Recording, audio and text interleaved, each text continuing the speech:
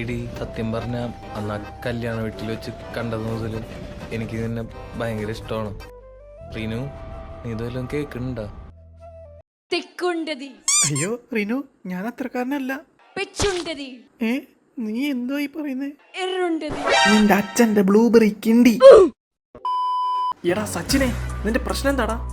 ഞാൻ CBSE ആടാ. ഞാൻ ജനിച്ചു വീണപ്പോഴേ എന്റെ സിബിൽ സ്കോർ 750. എനിക്ക് തഞ്ചാവൂരിൽ 5 ഏക്കർ കഞ്ചാവ് ഇഞ്ചി കൃഷി ഉണ്ടടാ.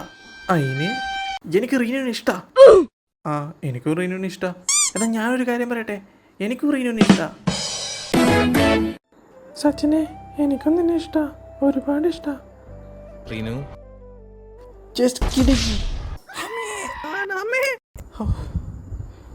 സ്വപ്നായിരുന്നോ? പുല്ല്, എന്തായാലും കിടന്നുറങ്ങാം. പേടിച്ചു പോയി. സച്ചിനെ, ഇത് ശരിയാവില്ല ഏട്ടാ.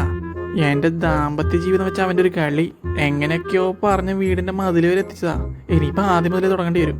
മോളേ, നിനക്ക് എന്തെങ്കിലും ഒരു കഴിവുണ്ടോ?